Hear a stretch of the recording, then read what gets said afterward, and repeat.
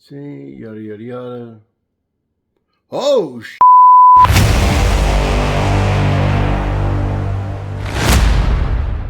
Now, I've been listening to what you guys have been saying, and there's been a whole lot made about government overreach and overzealous game wardens.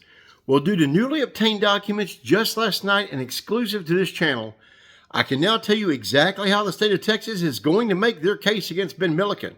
And it all comes down to timing and using his own words against him.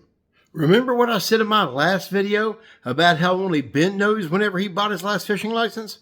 Well, now we know too, and it makes all the difference in the world. That's why the Texas Parks and Wildlife Department is pursuing charges of tournament fraud against him concerning the ShareLunker program. Now get this, tucked away within the probable cause affidavit for the Class C misdemeanor of fishing without a license, well, it's the state's whole case. Now you got to remember, the state is alleging that Ben knowingly, willingly, and deliberately falsified his application for the ShareLunker program. Well, the warden's narrative contained within that affidavit, that's the roadmap on how they're going to get there. Now, going back to late September, a Henderson County game warden was tasked with making sure that all the participants in the ShareLunker program were legal at the time of their respective catches. But whenever he got down to Ben's name, something looked questionable. Here, let's look at it in his own words.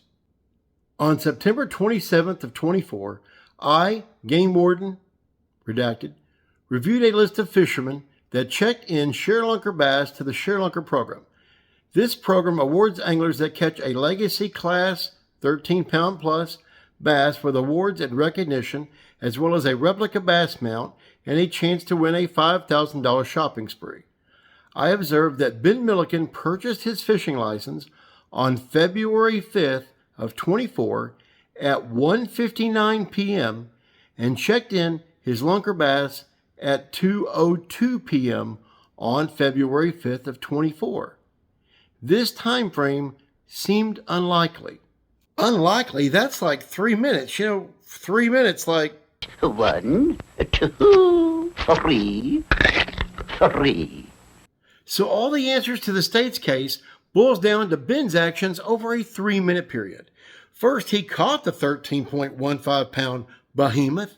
Then he purchases his fishing license online, and 3 minutes later, submits his fish through the online app for the ShareLunker program. As with any online contest, there are rules clearly stated, and rule number 5 for the ShareLunker program reads, all fish registered or entered in either prize drawing must be caught in Texas public waters using legal means by an angler that possesses a valid license that provides freshwater fishing privileges. So when he submits his application for the ShareLunker program, he has to affirm that all the information he gave is true and correct. Now, let's get back to the game warden's narrative.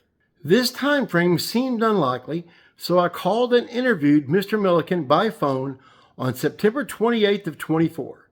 Mr. Milliken admitted on a recorded phone call to purchasing his fishing license after he caught his bass.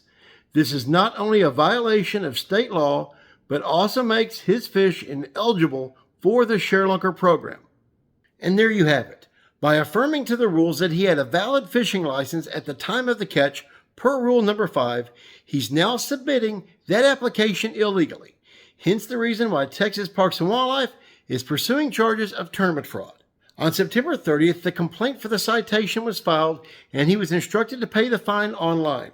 On October 27th at 2:11 p.m., he paid a total of $199.50, including a convenience fee, as his fine for the citation of fishing without a license. Now, Ben has said several places that he thinks this is just a big misunderstanding. And you might remember from my first video, after he paid the ticket, he thought everything was all said and done. So imagine how shocked he was when these charges of tournament fraud came out of nowhere. I know one thing's for sure.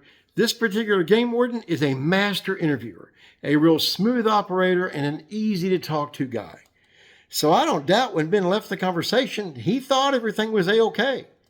I just hope it doesn't end the young man's career. And with all that said, I want to thank each and every single one of you for being here today. Please do me a favor, like, comment, share, subscribe, even think about becoming a member and helping support the channel. And don't forget about that News Tips hotline there at the bottom of the screen. But until next time we meet, get out there on the water and keep it wet. Yo, it's a real tackle, let's get to the facts. I don't sugarcoat nothing, I'm spitting the max. You think I'm holding back? Nah, I better step back. I'm dropping lines like